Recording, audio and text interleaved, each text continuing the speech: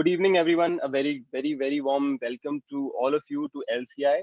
We are back again with a webinar today, and today we have teamed up with CA Club India and Lawyers Club India. Most of you know about Lawyers Club India, and I'll just tell a little to the new ones.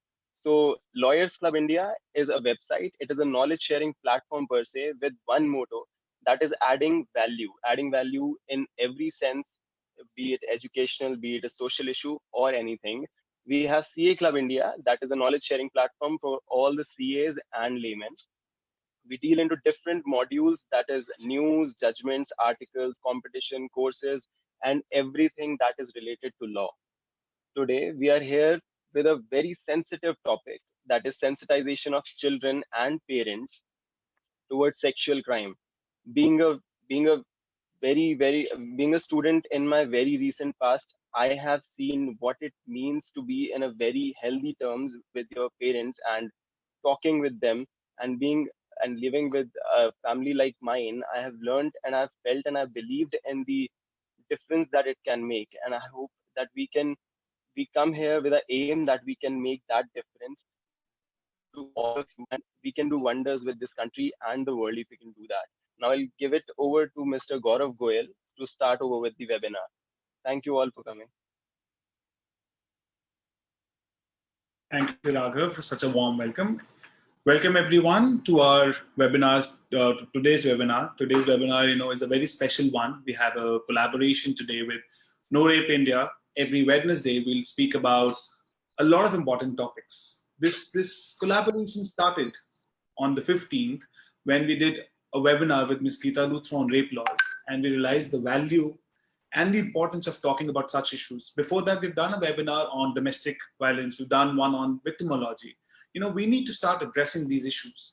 Today's collaboration between Lawyers Club India, No Rape India Foundation is very important. We need to reach out to the masses.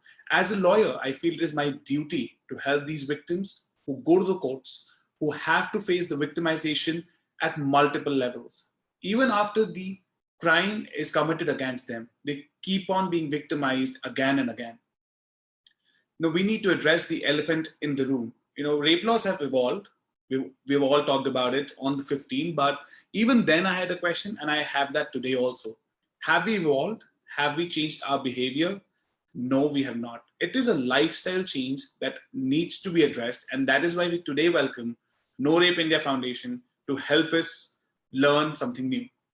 Now I invite Ravina Raj Kohli to please take this forward.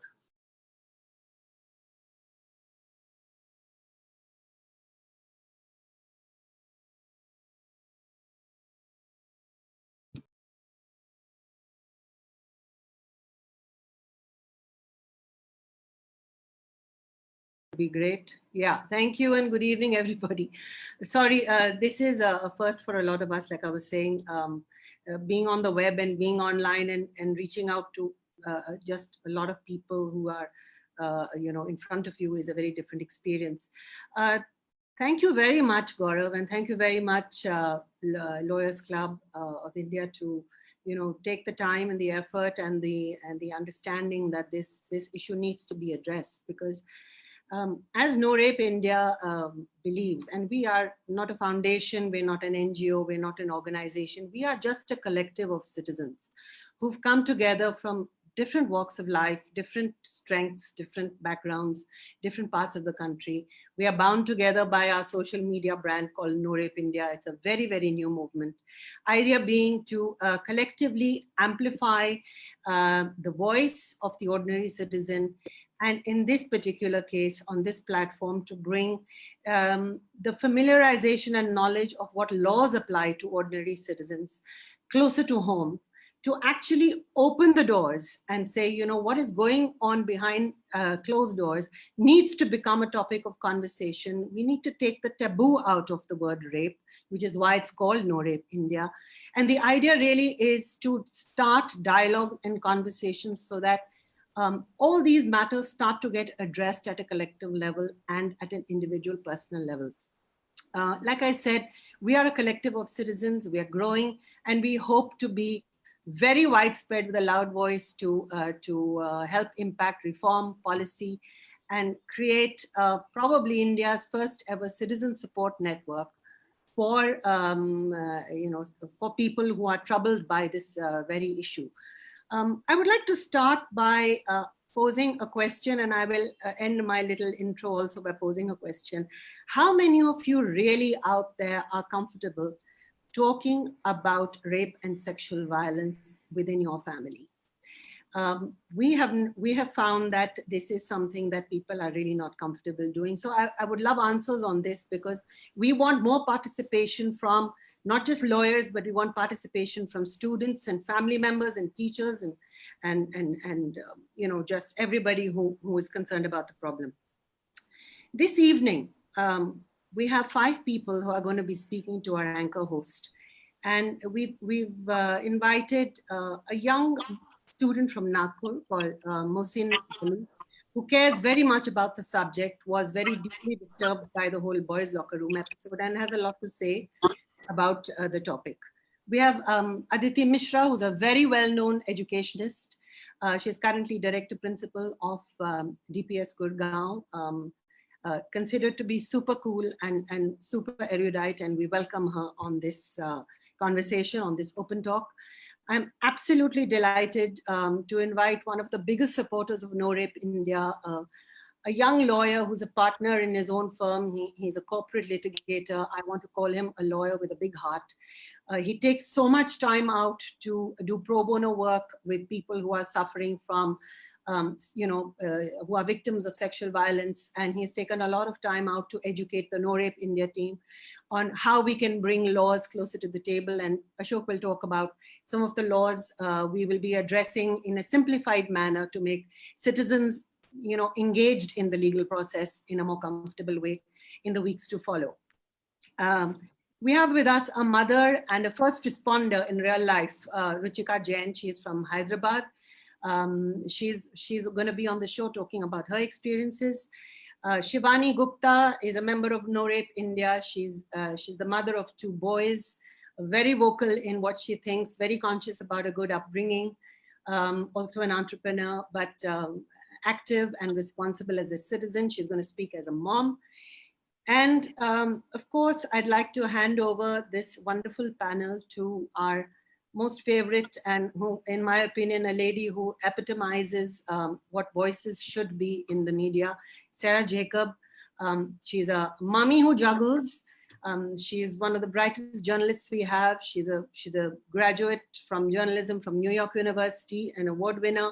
She anchors We the People on NDTV. We all know who she is, and she has very sweetly agreed to be the first anchor of this. I am so touched and delighted, and we hope we get a lot of participation from media voices and people who can take our conversations forward. So with that, no further ado, Sarah, the door is open and the open talk is yours.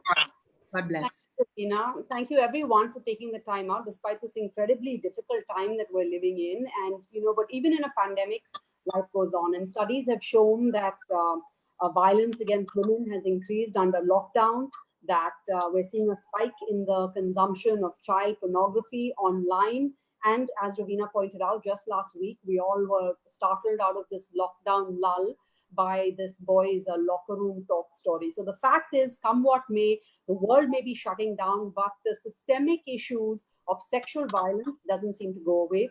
And so it's very important that we continue the process of the sensitization of kids and parents towards sexual crimes. And so, Ravina, thank you for initiating this conversation. We're all trying to improve ourselves on the lockdown, whether it's baking or working out, a new hobby or a new language. So it's amazing to also be able to use this time to reflect on how to empower ourselves on this crucial matter, to find out, to learn about the laws in our society that would empower ourselves if ever we were, God forbid, ever in a situation where we need to use these laws to protect ourselves and our loved ones, and how each and every one of us can, in our daily roles as parents, as educators, professionals in film, in media, prevent rape and sexual violence, and also sensitize men and young boys towards having a more harmonious relationship with women and girls. So let's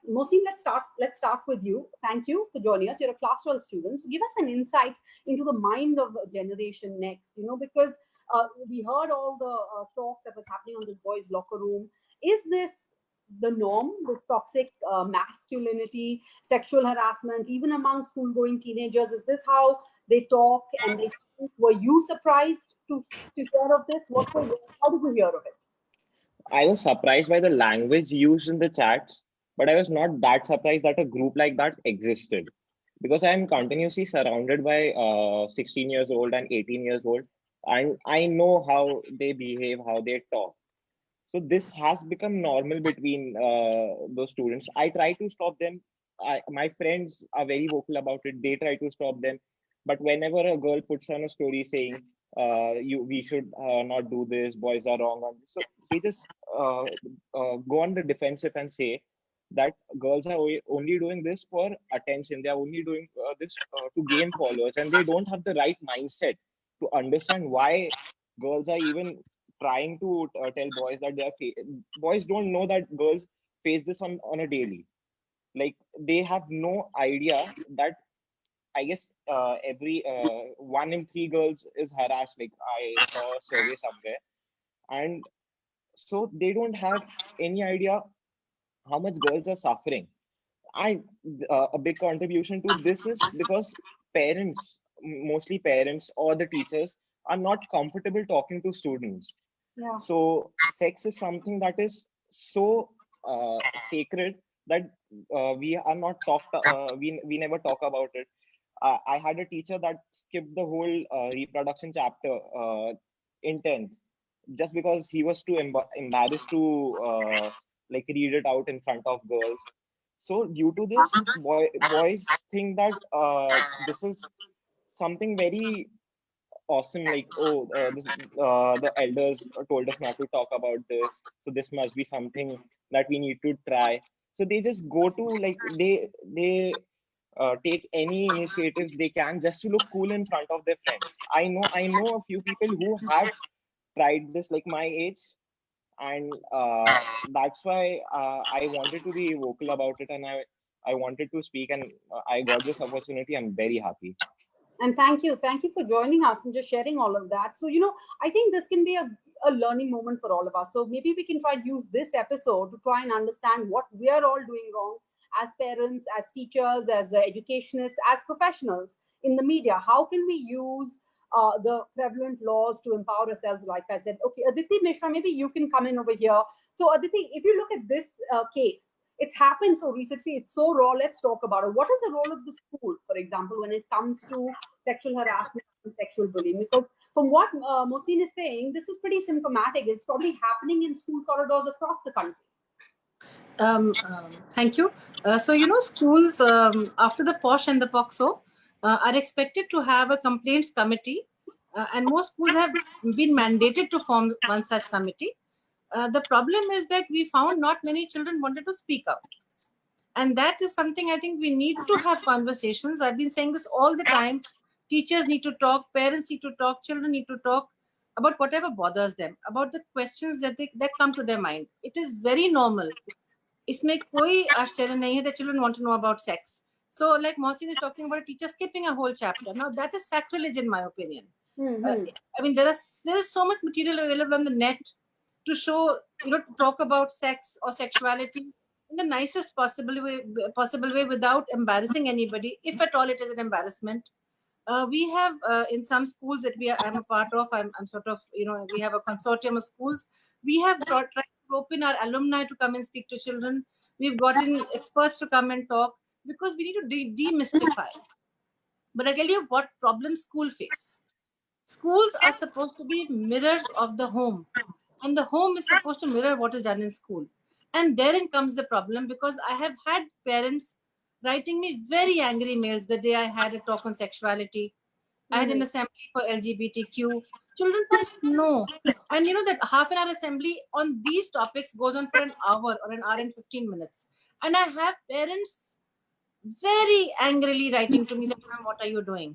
We send the children to school to study." So I explained to that group, I said, this is part of studies. Learning to cope with the world is part of education. It does not have to follow a written curriculum. But that is the one problem we face. And possibly that is why today you find more and more schools have counselors. क्योंकि parents के पास वो time नहीं है कि वो बच्चों के साथ बैठे बात करें, talk about whatever bothers them, you know. And whenever anything, I mean, we know as adults, we know as teachers, parents, friends, कि अगर बच्चा bottle up करेगा, अगर बच्चे की जिज्ञासा नहीं पूरी होगी, then it is going to lead to some kind of an outburst at some point. It could be in any form. And that is something which we need to actively advocate, to speak, talk what bothers you. Even when the Me Too movement began, I had a lot of male friends scoffing at it. It made me very angry. They are no longer my friends, actually. But you know, it became almost like a joke. Arey, the Me Too bandwagon hai. No, it was a very hurtful experience. And most of us remembered very strange Me Too moments, which we couldn't talk about that time. But times have changed. We need to talk. We need to address it. It is an elephant in the room which everybody is ignoring, and therefore is coming out in all sorts of extremely violent expressions which need to be curbed. But where does it start? Because as you said, the parents also need to pick up, you know, the responsibility, the onus here, because students are in school only about 8 or 9 hours of the day. So 6 to 7 hours actually. So, you know, Sarah, when we have parenting workshops, and we sort of almost force parents that you have to come, you know, and we have 400 registrations. On the final day, 40 parents turn up. So either they think it's not important, or they think they know it all, you know, just a waste of time. When I have a one-on-one with a smaller group, they say, ma'am, हमसे तो किसी ने नहीं बताया था. So they learn on their own. I said, no, times have changed. We did not have 24-hour TV when we were growing up. We did not have internet when we were growing up. So the child now has more exposure. He sees more things, and that raises more questions. When there are questions, there have to be answers. You cannot leave the child to seek the answer on his own. He cannot. Or it's still with the teachers alone. So Shivani, you're the mother of two boys, and they both study two separate schools. What is the role of parents then? For example, again, let's take a look at this boys' locker room talk conversation, because Mohsin says that parents don't want to talk to their children about sex, sexuality, gender parity. When you first heard of it, did you worry that, you know, were any of these kids from the schools that your boys are in? Did you worry that your kids are exposed to this culture? What would you need to do as a parent if you hear of this, if something like this happened in your family? Like, what would you do?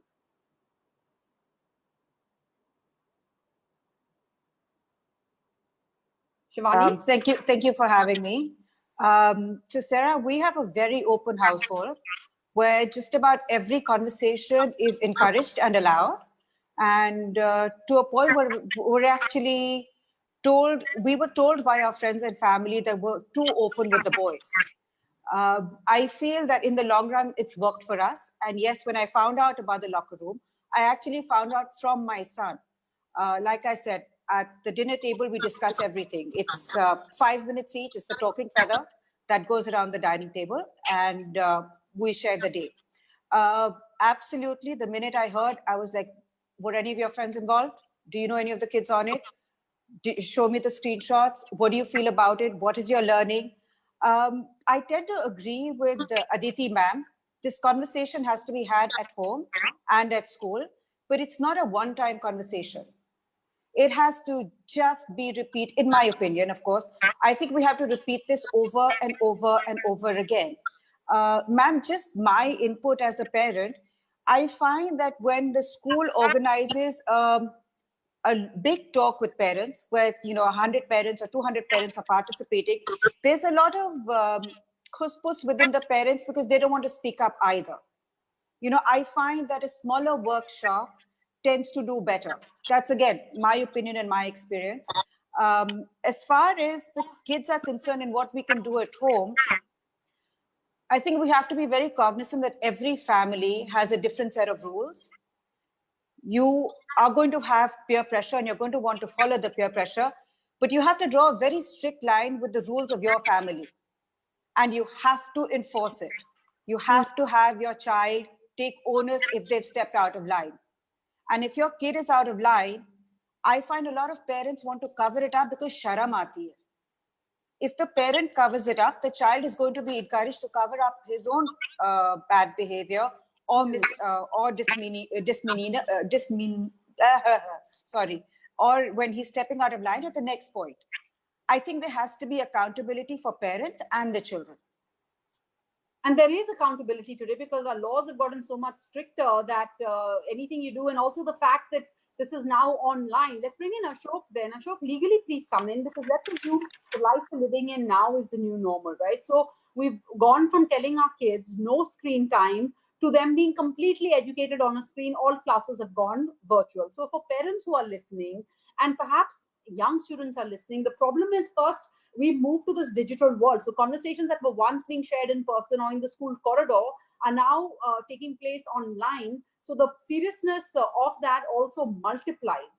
Legally, where do parents stand? I mean, I'm talking even about the girls, both the girls who are being objectified and the men who perhaps at this point are just misguided and need correction before they enter the adult world.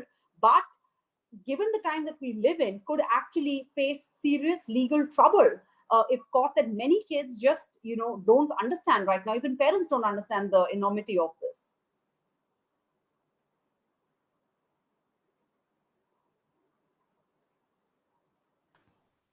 Hi, am I audible? Yes. Yes.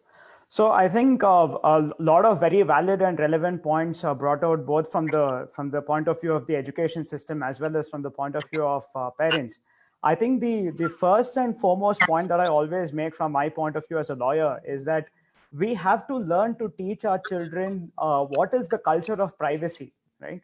So conventionally, we always understand privacy as whether or not a parent can check the messages of the child. But privacy actually goes to the very root of this topic, which is how do we help children understand the concept of autonomy, which is my body, I'm the owner of my body and mind. Therefore, I have the right not to have damage being inflicted on my body and mind. So I think the first thing that we need to do, both in terms of our school education as well as the conversations at home, is to develop a very strong culture of privacy. And this can happen in two ways. One is through the principles of privacy that we teach them through theory, and the other is through practice. So we can't have a situation where on one hand, we are saying that we should learn to respect girls, we should learn to respect boys. At the same time, we are also seeing a culture of domestic violence around us. We're also seeing a situation where the mother is being ill-treated at home. And we are seeing a situation where adults are not even asking the child's permission before they hold the child's hand and take them across the road. So the concept of safety from a legal point of view begins with that very small lesson that ask the permission of the child before you hold the child's hand, before you touch the child's body. And I think that's the first step towards introducing a legal perspective about privacy into the child's mind and to the culture around it. So secondly, yes, as you rightly pointed out, there is a tremendous amount of legal implications to this culture of ignorance. So firstly, there is a concept called as child in need of care and protection under the Juvenile Justice Act. Long story short, if the child is subject to any kind of trauma, abuse, or neglect, that is when a child is classified as a child in need of care and protection, which gives the scope for the Child Welfare Committee to intervene and ensure the welfare of the child. So till now, this has not been tested in the context of sex education at home or at schools. But if the culture of ignorance makes the child more susceptible to sexual harm, then there is a very real possibility that as we go forward, the concept of child in need of care and protection could even include a child who's not receiving the right kind of sexuality education at school or at home, right? Last but not the least, both at home, at school, or even generally, the law of the land now requires, and when I say law of the land, I'm referring to the Protection of Children from Sexual Offences Act. It requires people who have either the knowledge or even the mere apprehension that the child was or is likely to be subjected to any kind of sexual harm to mandatorily report it to the Special Juvenile Police Unit or the local police, failing which there is an imprisonment stipulated for 6 months. Now, whether we agree with this law or not, this is the law of the land, which means we need to know what sexual harm is. We need to educate our child as to what sexual harm is. We need to ensure that there's value-based sex education so that we can meaningfully implement this law that places the onus of the child on society at large and not just upon the parents or the school system. Fascinating. I think I'm so glad you brought that up, because I think many people who are part of this conversation may not be aware of it. So, for example, are you saying that if I have a teenage child who has a friend and something has happened, this friend confides in my child, and my child keeps quiet and they're 17 or 18, could they be liable? Or if the child tells me and I don't tell and I keep that secret, I would be liable? So yes, any person who has the apprehension, and there is some exceptions carved out in terms of the accountability for a child who has knowledge or apprehension and fails to report it, because the concept of liability is then determined with using a different yardstick as opposed to an adult. But if the child knows about a friend who is being subjected to sexual harm and discloses it to the mother being an adult is likely to be held to account under the provisions of the POCSO Act for failing to mandatorily report. So, Wow. and what is important to know is that it does not depend on whether or not you have the evidence to back it up. All it requires is that in your mind, there is an apprehension that such form of sexual harm has been inflicted on a child. Okay, I want to bring in schools and how schools then are responsible, because possibly first the school may know, but Ashok, explain this to anyone who's listening in right now. We know that rape laws are now stricter after the December 16 Nirbhaya case, after the horrific Kathua child rape case. But despite these stronger, so-called improved laws and policies, rape and violence against women continues unabated. So try and help. Can you help us understand how this law, what laws we have in place and how this protects us? So if I had to go to a police station, like you said, the responsibility, the onus is on me, I must. When I do go to a police station with a complaint, how does the law protect me? What is the police required to do? What am I required to do? Can you walk us through this? Sure. So before I give you the answer to that question, let me first qualify my answer by stating that there is a process set up on paper and there's a process set up in practice. So there are bound to be some gaps between the two. But when there is a principle espoused on the law of the land, it is easier to hold our authorities accountable when they don't follow it, right? So with that disclaimer put forward, let me just clarify the points. So first and foremost, under section 154 of the Code of Criminal Procedure, when there is information of a cognizable offense being disclosed to the police, even before the POCSO Act came into the picture, the police was mandatorily required to register a first information report.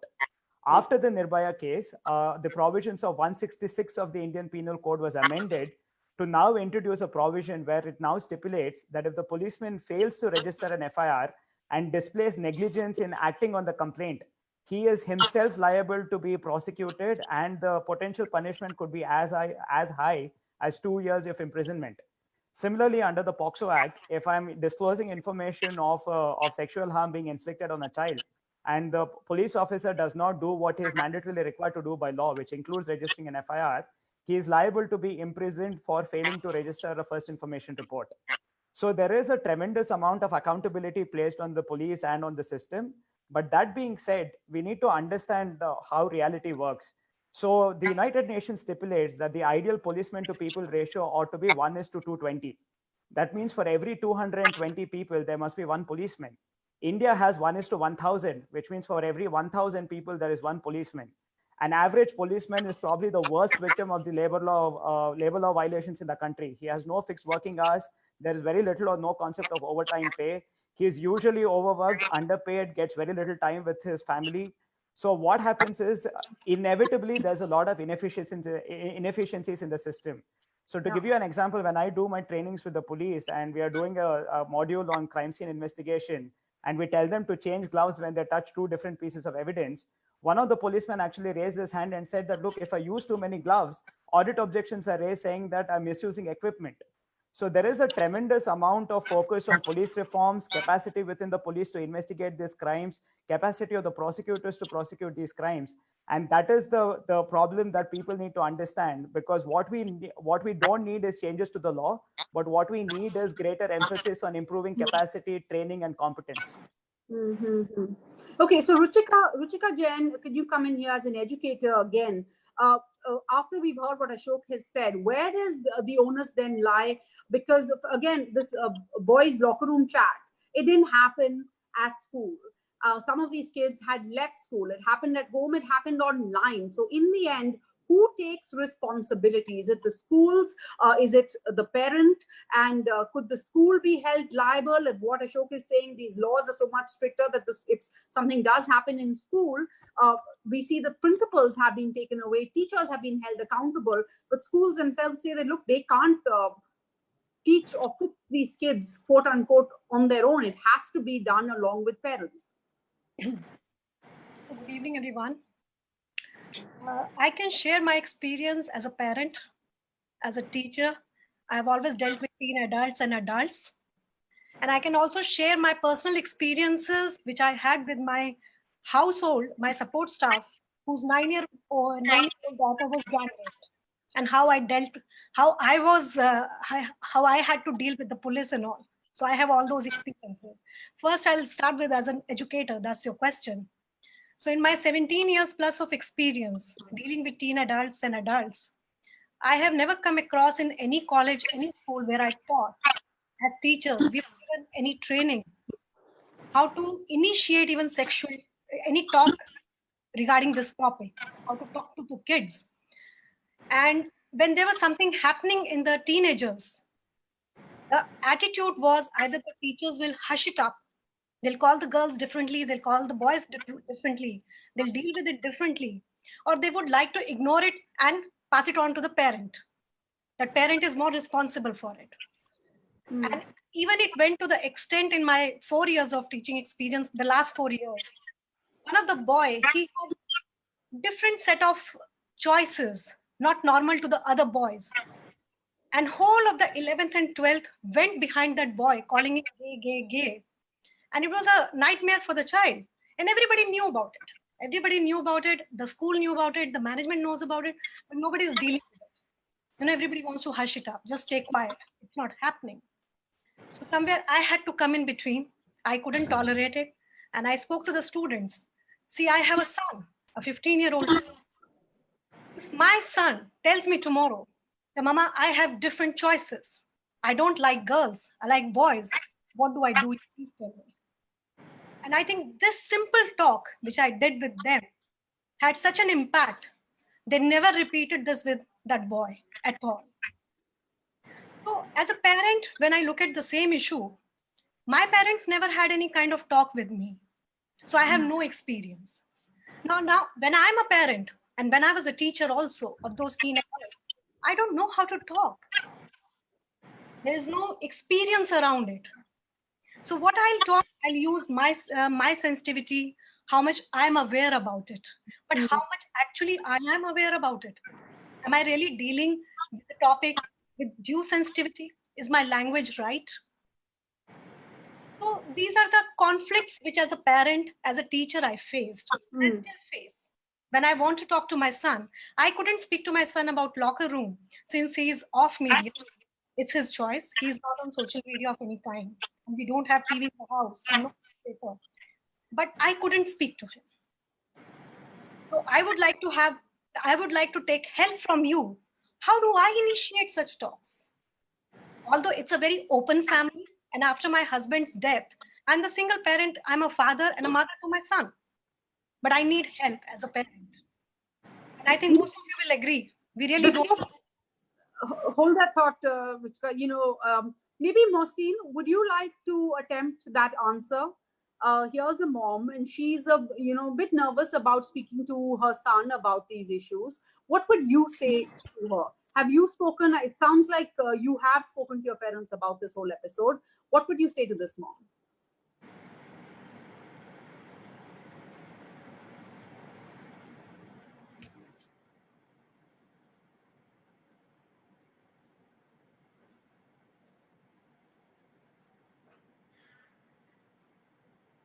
Mohsin? Yeah. Am I audible?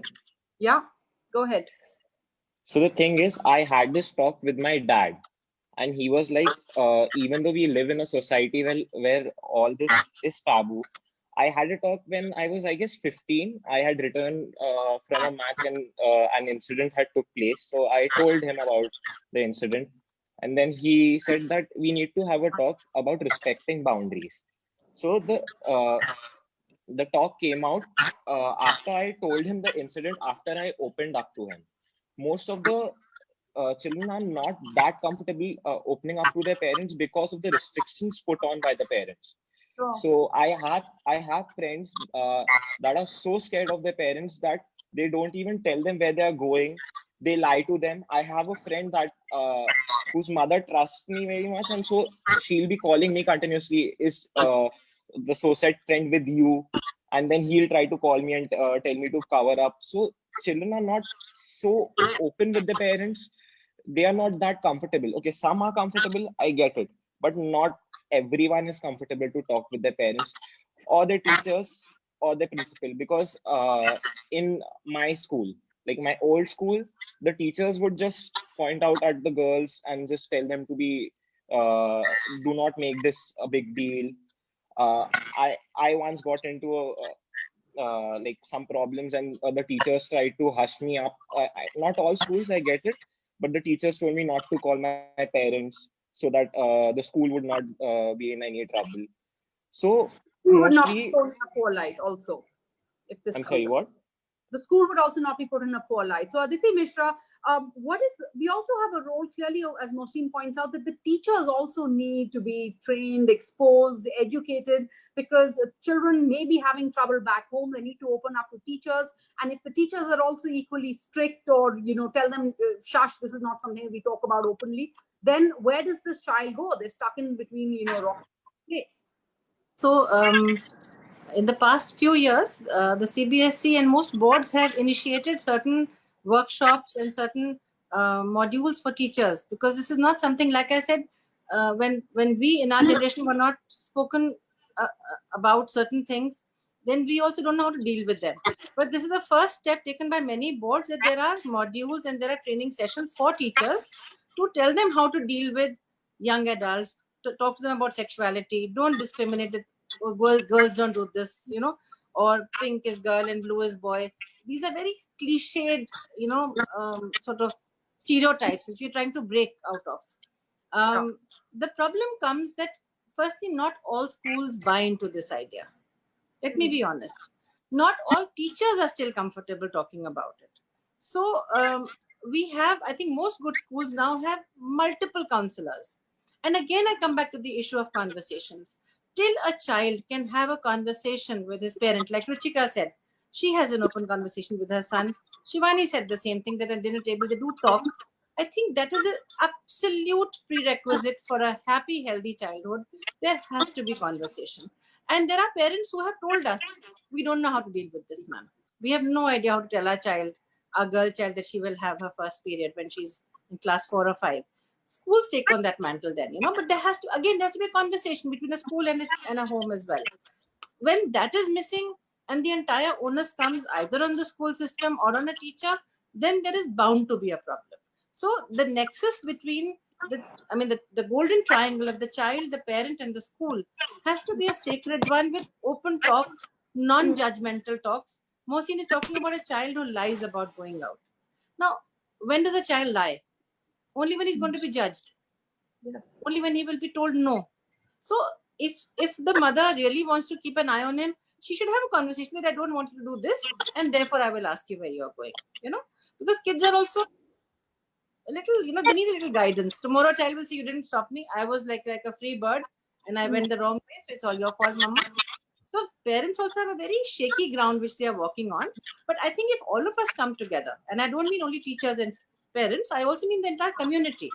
Yeah. We lived in a time where the neighbor could check us if he or she found us doing something wrong. And we jolly well listen to them. Try doing it today.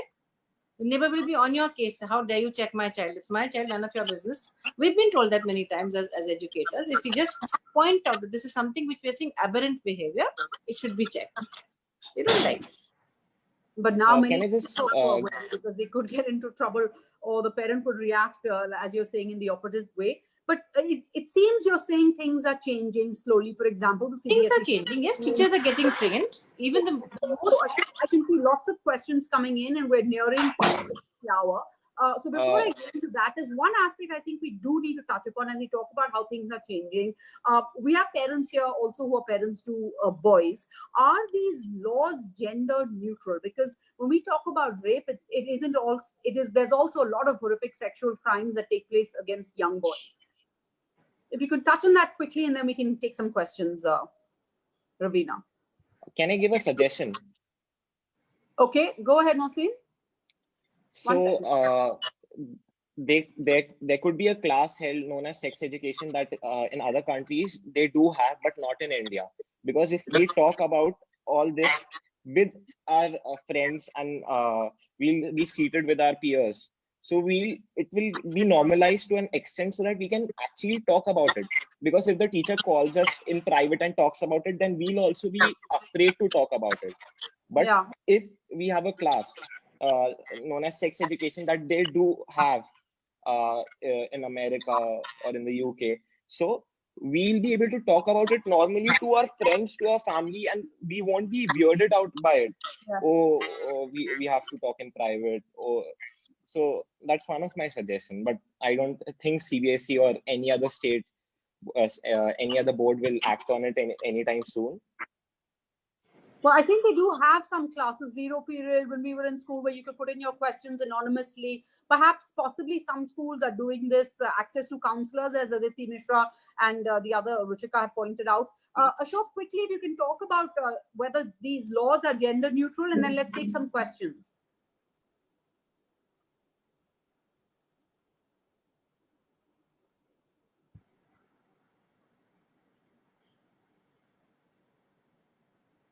Hi. Yes. So, well, there is a very inexplicable dichotomy between adults and children when we talk about gender neutral laws addressing the subject of rape.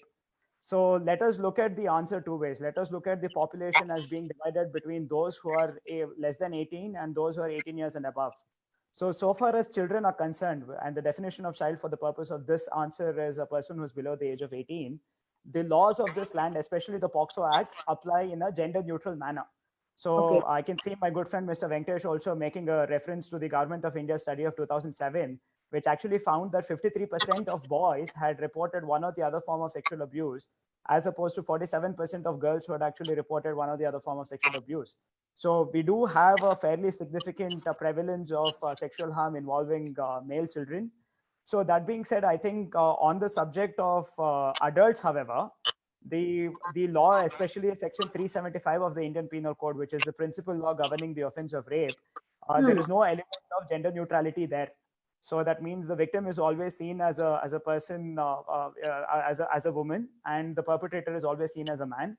So any kind of same-sex offenses are attempted to be brought under the purview of section 377 of the Indian Penal Code, which, despite the Supreme Court judgment, still holds that non-consensual intercourse involving homosexual acts are still punishable offenses under the law of the land.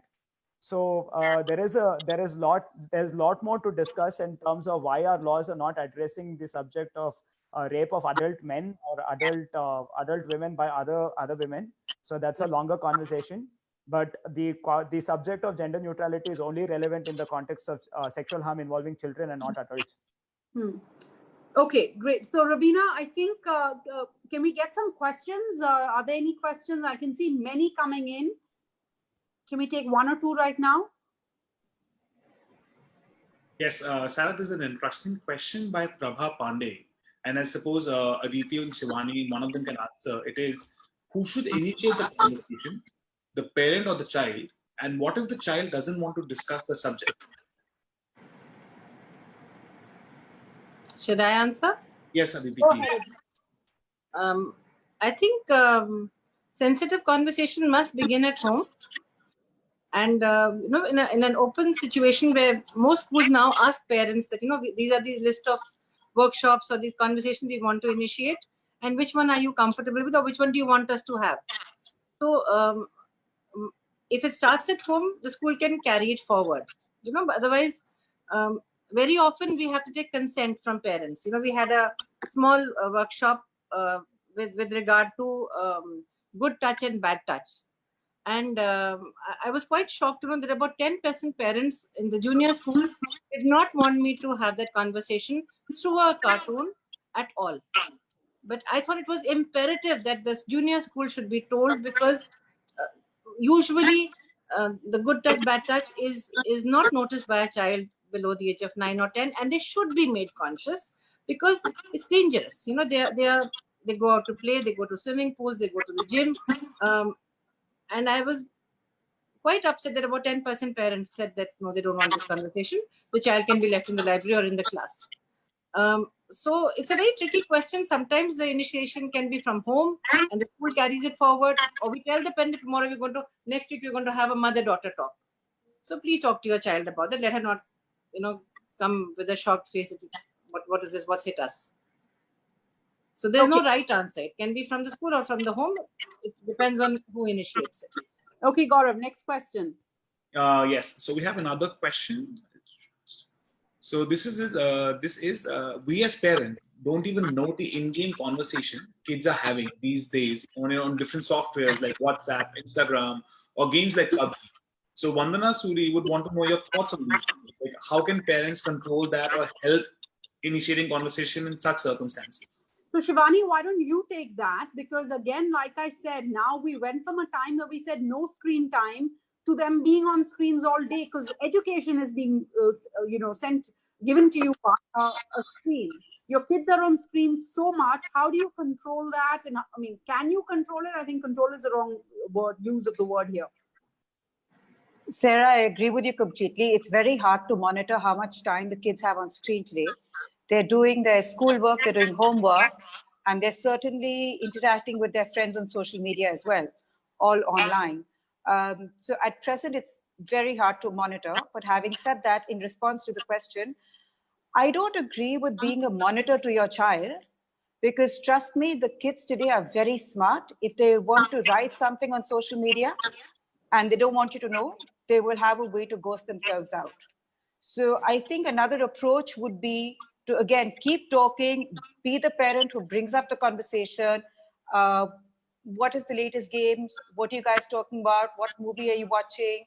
And also be aware that as a teenager, they may be doing things that you don't like, whether it's listening to rap music that has a few cuss words or playing video games that have guns involved. So learn that you can lose the battle to win the war. I mean, keep your eye on the bigger picture and let them have these small wins if need be.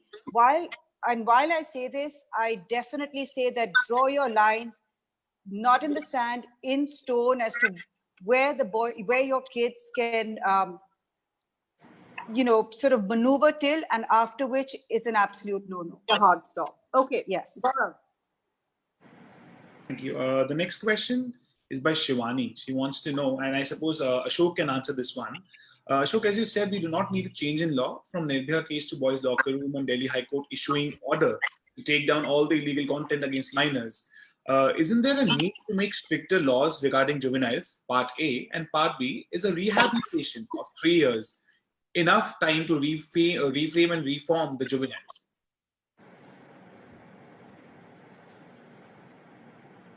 Okay, that's a very pertinent question, and I don't think I'm going to be very popular with my answer. Look, the concept of juvenile justice is much more complex than our average understanding permits it to be, right? So I have personally worked with a victim of a sexual offense in assisting the prosecution of a juvenile offender. And the circumstances and background to why a minor would commit a crime of this nature is very, very different from the circumstance and background as to why an adult would commit the same kind of a crime. So even if I have to take a look at some of the most average cases that I always deal with, almost always the background of a juvenile offender involves immense amount of poverty, immense amount of neglect or abuse or trauma in the background, right? There is the corresponding risks that the child is being exposed to a very uncertain and a very unfamiliar atmosphere. He or she is receiving the wrong kind of information, and the child's natural need to find the social circumstance also means that in order to find company, the child is very susceptible to suggestions and manipulation. So there is a much more complex background to this. And the other thing that we are not addressing is the responsibility of the family and the community that caused the child to commit some kind of a harm in the first place. So even in the Nirbhaya case, if you actually probe the background of the offender, there was tremendous amount of childhood neglect. He was a victim of child labor, right? He was living in a very big city all by himself without any adult mentorship, any adult to handhold or guide. Now, if the result of that negligence actually translates to a crime, we obviously cannot apply the same yardstick as we would apply to an adult, where the law presumes that he was fully aware and fully conscious of the actions that he was undertaking. Now, second comes to the point of reformation. So people are saying that 3 years in the observation home is probably too little. My only suggestion is, please take the time to find an NGO that can take you to a local observation home. The conditions there are so abysmally bad that 3 years in an observation home is probably qualitatively worse than 5 or 10 years in an adult prison. And if the alternative to observation home is to actually be placed in an adult prison, in 2011, when I paid a visit to the prison in Bangalore, the prison was operating at double or triple the capacity. Prison abuse is very common. Sexual harm to young adults in prison is very common. So if we are calling ourselves a justice system based on reformation and not retribution, the concept of juvenile justice cannot be treated on par with human rights cultures that are less evolved. We have to take an idealistic view. We have to take a principled view of the matter. And to say that we will approach it in the context of an eye for an eye is a very flawed, very unfair, and an extremely vindictive way of going about it, which I don't agree with. Well, some very important points, and I think also important to remember at this point when we're seeing so many states use the pandemic and the lockdown to change labor laws to make the regular day shift from 8 to 12 hours. We have to think of the social fallout also of this. What this means is that a child is growing up possibly without a father figure at home for 12 hours in a day, and possibly even the mother, if she can leave and go. So the social repercussions of all of this will be seen and felt by society. Gaurav, how much time, how many more questions do you think we can take? We can take a couple of them. Don't worry. Go on. Okay, go ahead. Yes. So an interesting question has just come in from Simran. So she wants to ask, what are your thoughts about schools and teachers having the mindset that it's the girls that need to be policed and taught how to be modest? For example, my teachers would shame girls for the length of their skirts, hairstyles, little things like wearing kajal. While this seems trivial, but constant comments and reminders by teachers just goes to show how a woman's actions are always viewed from the prospect of how it affects her male classmates. Sure. Ruchika, could you take that? Yes, please. I will take this question. So my point here is, all these teachers, they are coming from families like us. Yeah. It's the families which have to change their mindset first. Then only the teachers will change. Otherwise, teachers will remain as it is. And this is what I was sharing yesterday with Aditi ma'am in private. This is my experience has been with the girl students. Teachers speak such words in front of the boys, and we communicate in images. When you're talking about the length of the skirt and you're talking in front of the boys, what are they visualizing? Are we sensitive to the language we are using? Have we been taught about it? किसी ने हमें सिखाया है क्या बोलना है, कैसे बोलना है? So ये families से ही start होगा. कैसे वो figure out करना है. When you're talking about privacy, Ashok, I would like to add here. I tell my child boundaries. He goes abroad, he knows personal boundaries. But when I take my son in metro here in Hyderabad, where are the boundaries? In metro, people are pushing. They just want to get in, they just want to come out. Where are the boundaries? What do I tell him then? There are no boundaries in the public, there are boundaries in the private. Is that the answer I'll give him? Or I'll say people do not know now. So there's a lot of dichotomy in our society. Little by little, I hope the world will start changing. Some change perhaps foisted on us in living in a corona world. Everybody seems to, for now, being realizing, 6 foot distance, social distancing, physical distancing. Perhaps some of that will hold. I don't know. I can't promise, Gaurav. But Sarah, the teachers have to start changing first because they Yeah, belong to some teachers families. are a product of our society. Absolutely. So Their parents first. If we see some such reactions coming out of women teachers, because they are a product of a society. Absolutely. Okay, Gaurav. Yes. The next question is by Kainat, who's a law student at General Global. She wants to know, how do you approach consensual sex between minors, since it is considered a statutory rape and the male participant will be held liable? Who should take that? Ashok? Legally, what happens if it's consensual? Okay, so I think this was by parents. yeah. So this was one of the biggest concerns we had when the POCSO Act was actually initially rolled out, that the subject of adolescent sexuality has not been addressed with the requisite level of nuance that really is necessary in the language of the law. So thankfully, there have not been too many cases where the system proactively pursued a case against two consenting minors who engaged in intercourse. It's typically been a case where there is elopement and the family of either the family of the girl comes back and files a claim of sexual assault, because any act with a minor below the age of 18 is now a punishable offense. So there's really no easy way to resolve this predicament in the eye of law. Some courts in Delhi have taken a very creative interpretation, which I don't necessarily agree with.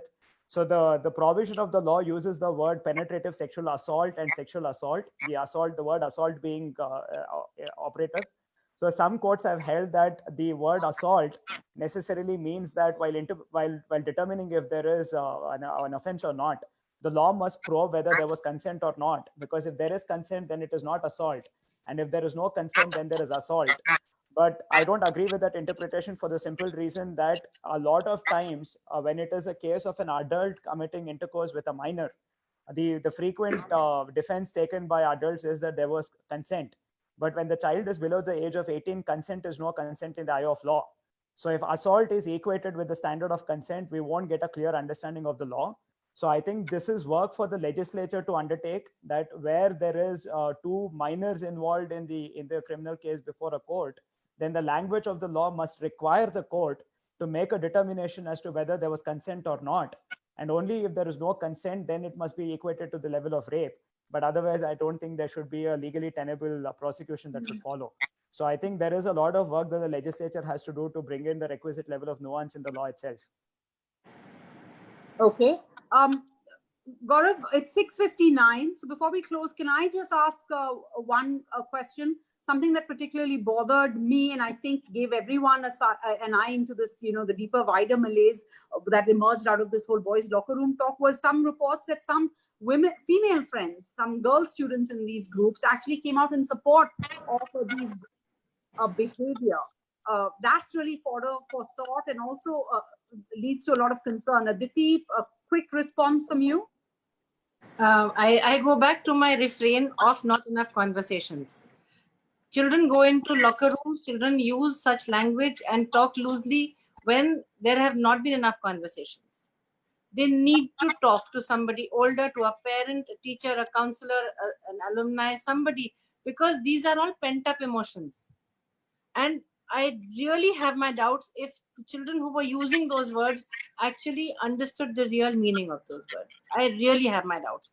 A 15-year-old, I don't think would know what he was writing. It was just cool to write some words. Just wanted to belong to a particular group. So, in a sense, it was pretty harmless. But yes, how it came across is quite shocking, because again, I feel that these are children who need counseling, need help.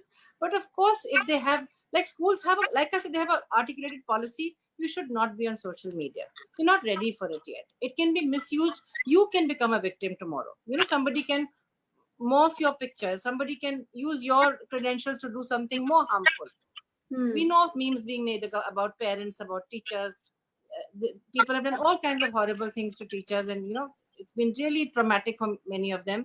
But it has always happened that the schools have been warning parents, don't give a smartphone. Please keep an eye on what they're doing. And somewhere there is a little laxity. And the children don't realize what trouble they could be causing. They do not know that later on, when they're applying for jobs, people are looking at the digital footprint. I mean, what will you have to show that I was part of a boys' locker room, or I was caught in a cyberbullying case? I mean, it's just, we need to talk, we need to address, we need to make them aware. That's very important. I don't think many kids themselves know the severity of what what the outcome could be. What they consider just regular, casual conversation between friends, or a natural part of progression of growing up. And I only say that because of the exposure that these kids are getting today. As Shivani pointed out, the songs that you listen to, the lyrics in these songs, the films that they're watching, the access that they have to social media. So the kids today are much more exposed than we were when we were growing up. But Gaurav, I have a hard stop at 7, but if you have more questions, perhaps the panel can take it. But I want to thank everyone for joining us before they log off, anyone who had planned to do other things post 7 for joining us today. We hope this conversation has been helpful, because it is very important that we all take steps at home to sensitize our families, and how to do that can be very tough, like Ruchika pointed out, and Shivani's also talked about this. How can each one of us take steps to prevent sexual crimes? How can we create a more a safer, respectful environment for everybody? We all have a role to play in this. We cannot just put the onus at the door of the government or at schools, society. We have to bring up our kids together. So thank you for joining us tonight. Thank you so much, Sarah. If the panel has time, can we ask 2 more questions? We still have 2 very interesting questions left. Great. So this is from Fiona. She runs an organization. She says that she has full programs using, using expressive art and debate to raise these topics. But she says the schools are at times hesitant to take up these programs as parents are against it. Aditi, could you please shed light on this? It's not always about the parents, because if we are convinced about a program, we just go ahead. And, like I said, if 10% parents don't want to participate, it's all right. The problem comes, it's a deeper one. And I'm not casting any aspersion at the lady who's asked the question. Many of these programs come with a price tag. And schools don't have those kind of budgets. In the current scenario, where we are all on a very, very tight budget, we cannot take on even the most beautiful programs, because they are extremely expensive. And I understand, because somebody who's created content and is working at it needs to be paid. But usually schools have a budget problem. Thank you. The next question is from Anupama, and I feel Ruchika can answer this probably. Workshops are taken, but teachers have no time to tackle this. At times they'll be like, syllabus pura karna hai. She says she was a bio teacher and was appalled that her co-teacher skimmed through the reproduction chapter, like Mohsin said. So what are your thoughts on these things? Like, how can we give more clarity on such chapters and help the students there and then? So Gaurav, as a teacher, definitely I agree. We always have pressure of completing syllabus in time. But talking around the sexual topics, talking about all these things, it comes from within. And if you really believe in this, you will not miss even a single opportunity talking to your child, talking to your students. So that's how I'm saying this topic cannot be discussed schools versus parents. It's everybody. These schools are made of parents like us only. We are going and teaching there. So it has to start from our families. That is the first step to begin with. And it has to come from within. So there's no question then when I'm dealing with a reproduction system, I don't have to think twice. I don't have to prepare different lectures. When there is a co-education, I have to prepare a different lecture when I have only boys or only girls. There's no question of that. If I believe in these things, I will talk about it. Thank you. For the last question for this evening, and I guess anyone can answer this. Ishan wants to know where we can actually find sex education in India.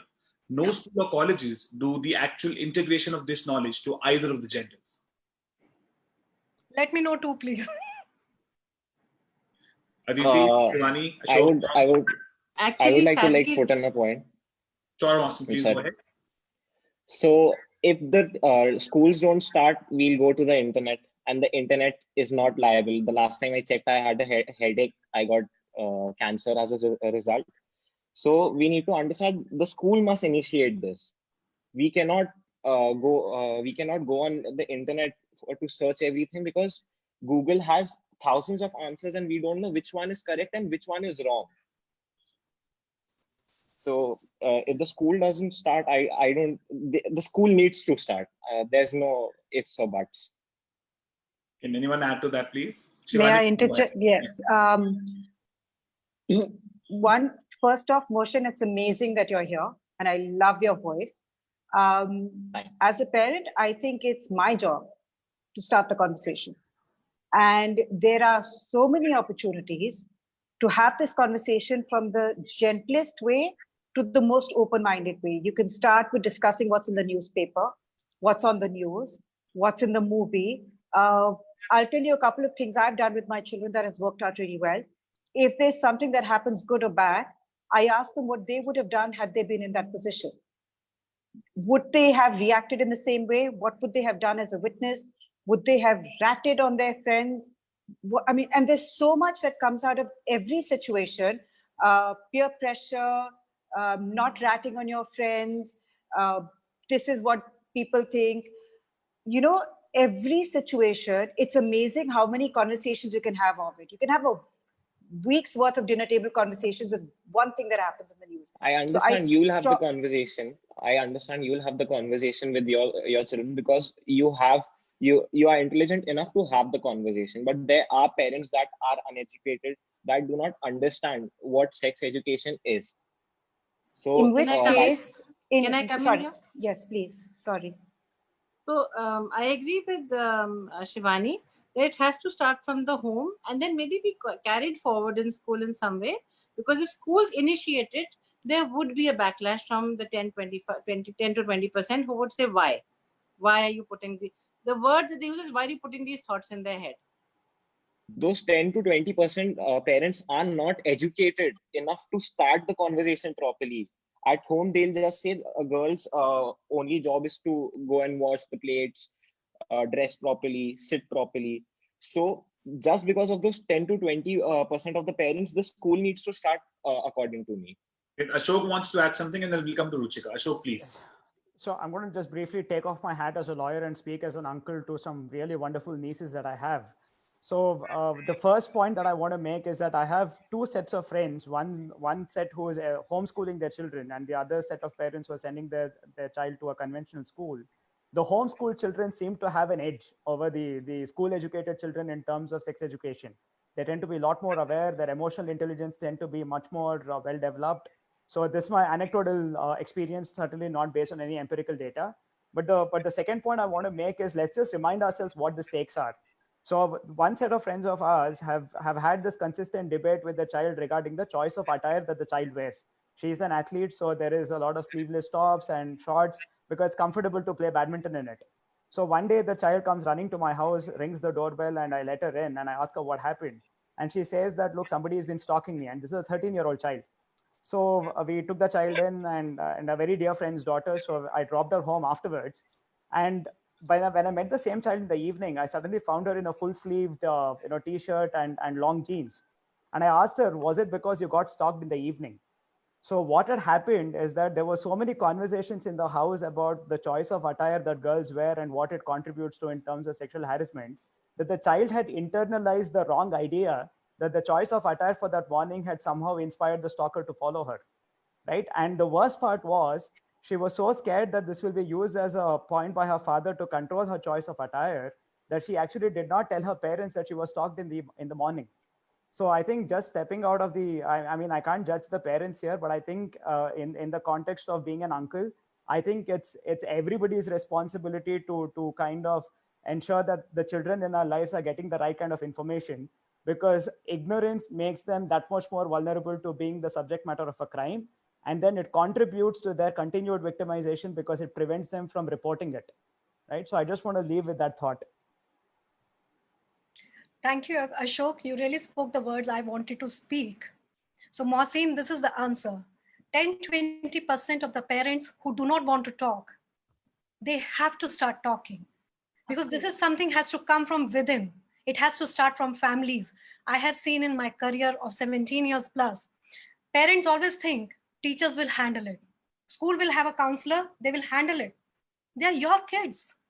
Why can't you talk about sex when you have sex with your husband on daily basis or weekly basis? Why cannot you? Why are you not comfortable? So as a society, we have to understand, we have to start talking these things to our kids first. It's not school's responsibility. It is not counselor's responsibility. It is my responsibility for my son and for the students I handle. It's my responsibility. That's what I would like to say. That's what exactly Aditi ma'am will agree with. Absolutely.